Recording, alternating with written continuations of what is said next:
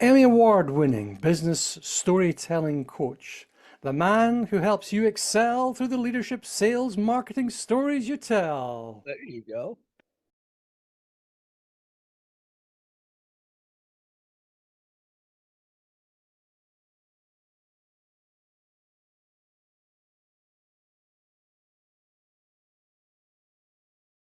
Hello, and thank you for joining me on the Practical Leadership Podcast. My name is Paul Morton. I'm your host.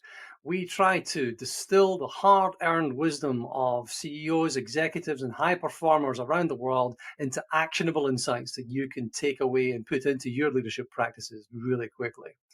If it's time for you to look at your own management teams and help move them from being accidental into being intentional, then in 9 short weeks, the Practical Leadership Playbook course will help you do just that.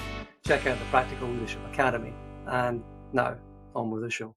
Park Howell, thank you very much indeed for joining me. Thank you.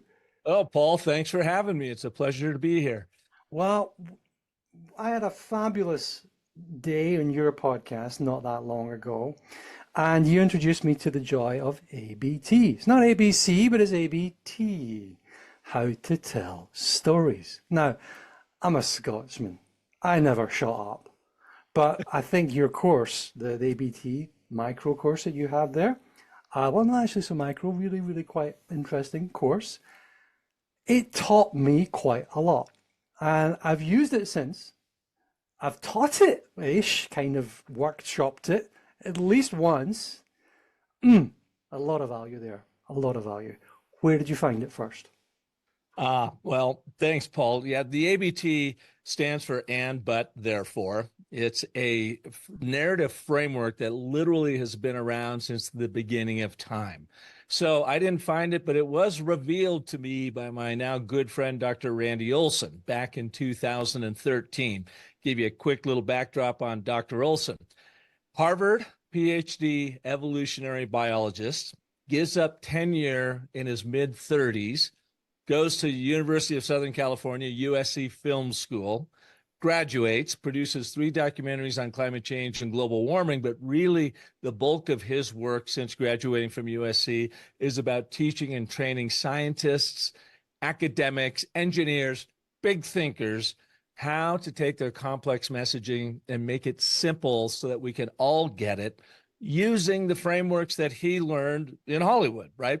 All boiled down to this one simple little and, but, therefore framework. In his second book, Connection, that came out in 2013, his publicist sent it to me just to take a look at it, the galleys before they produced it, I guess, to get some reader take on it. And this is before I knew Dr. Olson.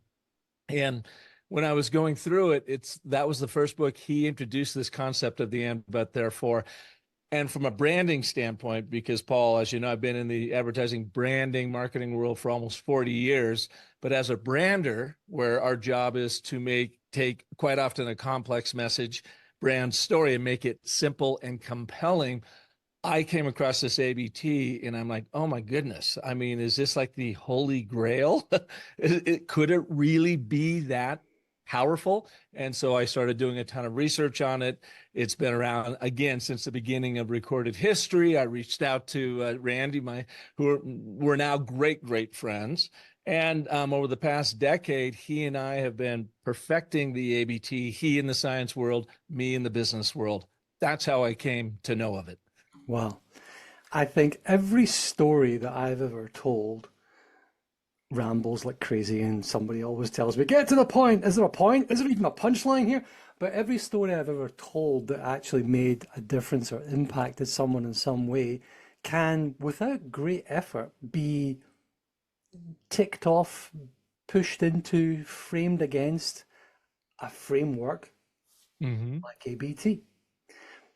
Because the ones that work fit it, which tells you that the framework works. Because I've been thinking about this, about the anecdotes that you use again and again, and the little patter pieces that somebody says, well, tell me about it. It's like, well, there I was, and this was the thing, and that was the problem I had. And what I really wanted to do was, this is what I really wanted to do, but I couldn't do it because of these problems. And so what I needed to do was, and this is how I did it. Oh, gosh, it's a hero's journey. Mm-hmm. It's a hero's journey for marketeers and salespeople. Be our hero. Be our hero, Park. Take us through what do we need to do to tell a story better using the ABT framework?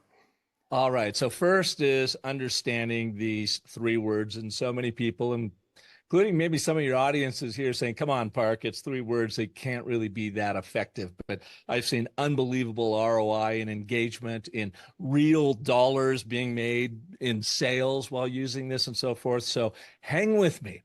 Suspend your disbelief for a moment and let me walk you through the and, but, therefore. Okay. So the ABT, the three sentences stand for the and statement of agreement. What is this shared agreement of the future that we want together? You as my audience and me as the provider that can help you get it. It's a statement of agreement. But that introduces a problem. We call that the statement of contradiction. But you're super frustrated because of this major problem that's keeping you from getting it. That's the problem you've got to solve for.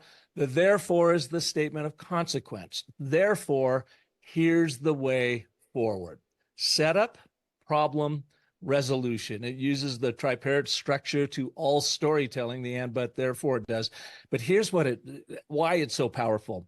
It's built on the three forces of story of agreement, contradiction, and consequence. We can all agree this, setting the stage, but the contradiction is we don't currently have it because of this major problem. Therefore, here's the way forward.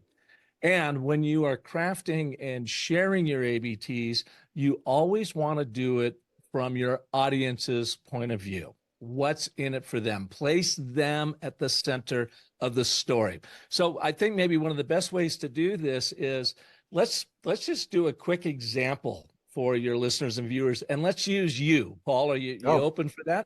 I'll be open for that. We'll give it a go. We're going to do this ABT on the fly, all right? But here's how you do it. We're going to want to identify, and let's use this for your podcast. Let's get super focused. One thing for this particular show. So if you are going to use an ABT to create the unique value proposition for this show using the three forces of story of agreement, contradiction, and consequences, here's how you start. Paul, who is your number one audience? What persona makes up 80% of your listeners? It is executives and revenue leaders. Okay, let's grab one of them. Revenue leaders is more specific. Yeah. So are you talking about sales enablement people? Let's go can you get even more specific? Revenue executives. So you're talking senior vice presidents of sales, senior people who run a team of salespeople. Let's say that. All right. So they've got specific. They've got 25, 30 odd salespeople, 5 sales managers, and a headache every day. All right. That's who so let's boil it right down to senior vice presidents of sales. There you go. As a senior vice president of sales, what do they want relative to your offering? They may not even realize what your offering is yet, but you've done your research and discovery and you know that you can help them. So what do they want relative to listening to this show? What they want to do is they want to pick up bright ideas to help their sales managers, the people who work for them, get their sales people selling more, prospecting more, being more consistent. Consistency is huge. If you're a sales manager, sales boss, you got to be able to say, I'm going to hit my target on Tuesday, and it's got to be on Tuesday morning, not Tuesday afternoon. So it's consistency. It is lack of stress, because these guys they're all running out of hair, male and female. So it's lack of stress, it's consistency of results, but all of that comes through their sales managers. And the challenge that they all have is their sales managers need to be running high-performing teams, but they've just promoted them. All of these sales managers have been promoted because they're the best salesperson, and they're not managers. They're sellers, not managers. They're promoted for the last job they had, not the job they currently have. That's the big problem. So I've actually jumped ahead here. I'm sorry. I think I've gone to the bottom. No. That's all. Right? That's okay. So senior vice president of sales are looking for bright ideas to create consistency among their sales teams. And Why is that important to them? Now we're going to raise the stakes. This is all a part of our and statement of agreement. We've identified our audience. We've identified what they want. And now let's raise the stakes. Why is that critically important to them? It's important to them because they need to be, we've said consistent already, right? They need these collaborative, high-performing teams. And if these teams are well led, they can deliver their results consistently. Okay? So they need high performance from their teams. And if the teams are well led, they can deliver the results consistently with less stress. Okay, I'm just writing these down. This is a great exercise. All right. So you really just kind of wrote your and statement of agreement, speaking directly to that audience. As a senior vice president of sales, you want to help your managers orchestrate the most high performing teams possible, right? Yep. And if you can get your managers to lead them in collaboration, then your team will deliver the ROI results you're looking for. And I'm kind of butchering that right now. I'm just trying to get it down in my head. So that's essentially your and statement of agreement. We'll come back to that. Now, what's the problem that they're solving for? But their teams aren't being collaborative because of what problem? It's because, and it's not because of the individual team member. That's rarely, if ever, the problem. Whenever it's rarely the problem of the individual. It's typically the problem of the manager or the managers. The teams fall short of their potential.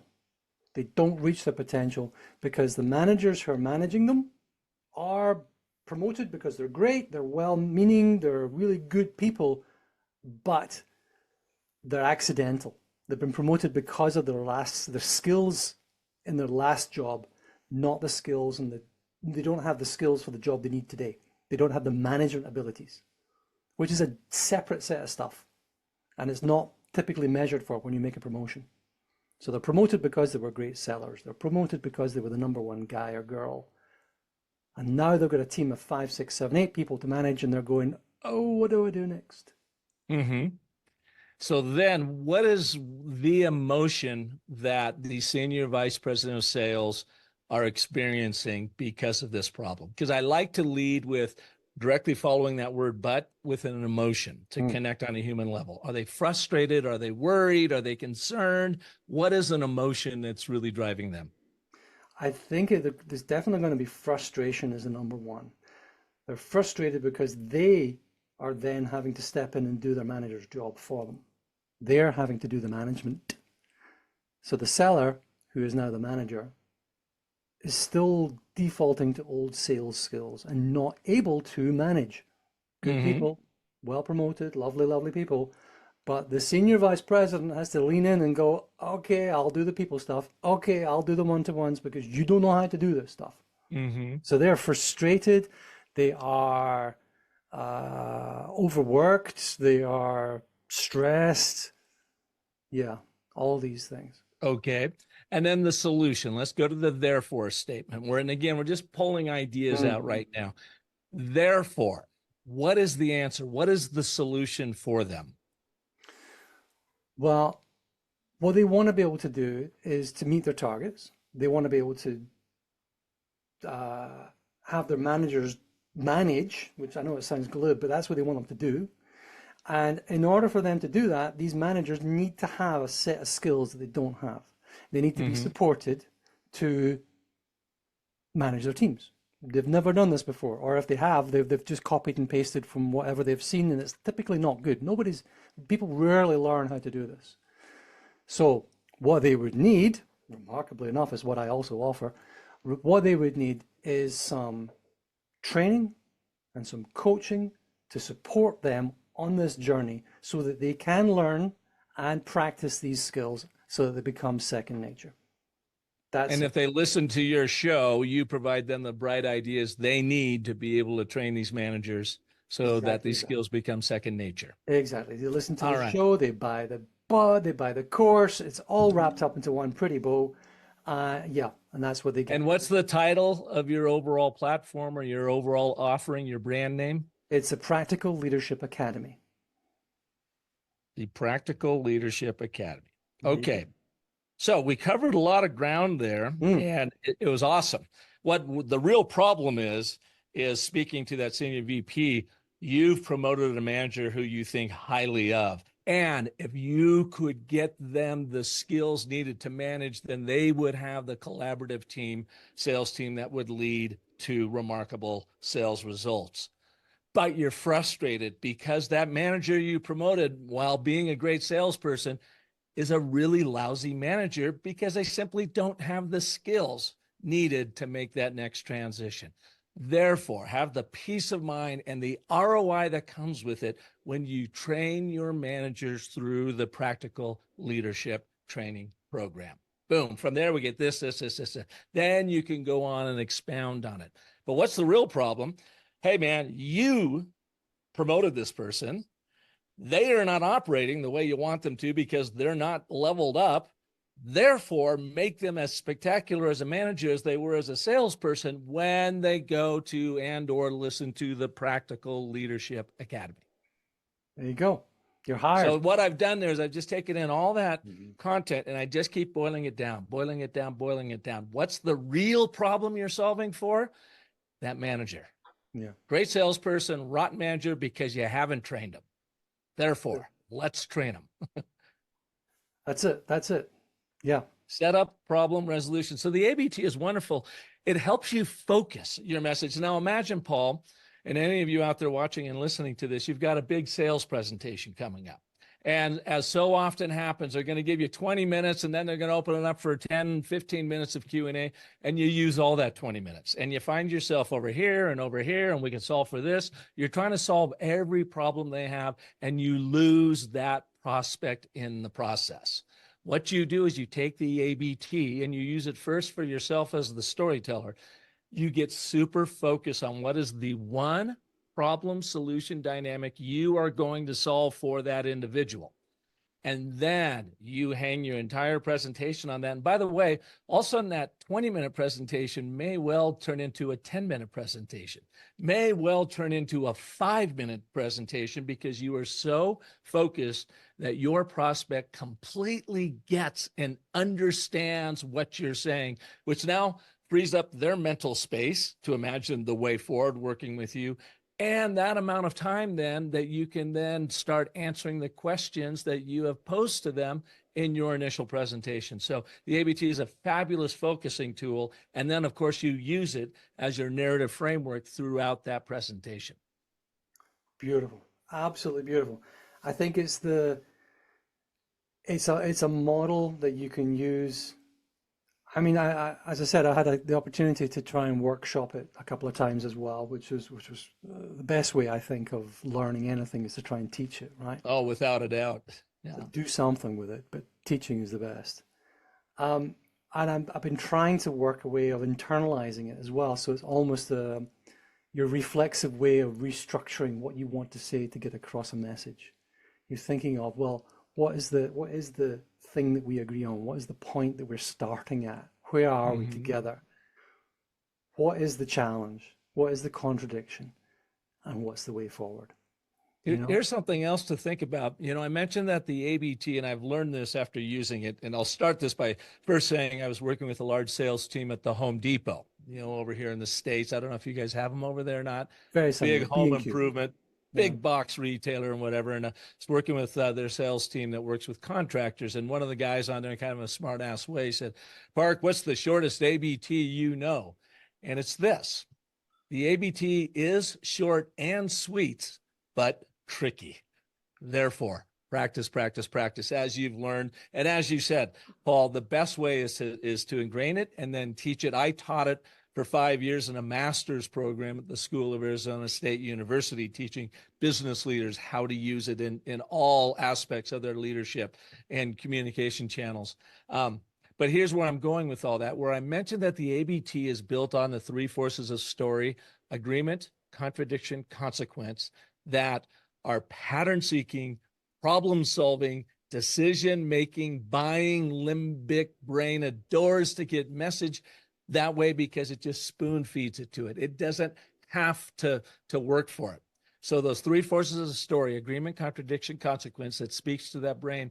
When you do it well, here's what happens in trust building.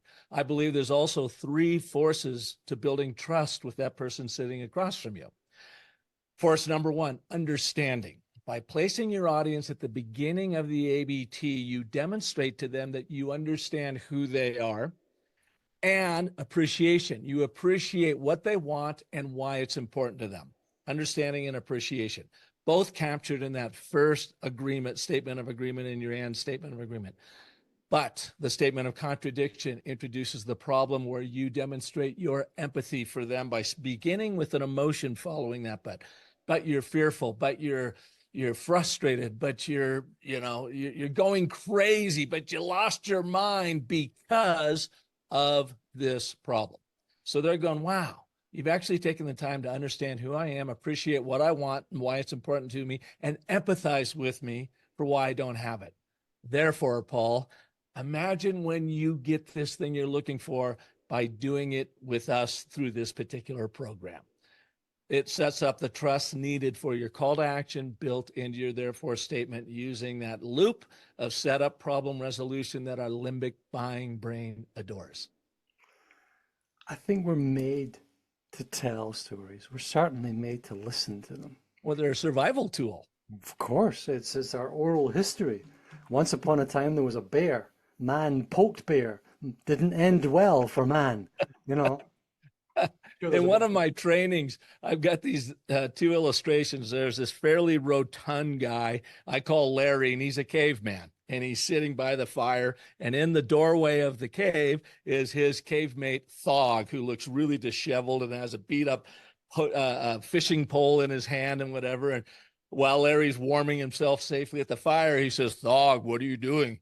And Thog says, well, I went down the river to catch saber-toothed salmon for dinner. And Larry goes, uh-huh. Thog says, but saber-toothed tigers show up.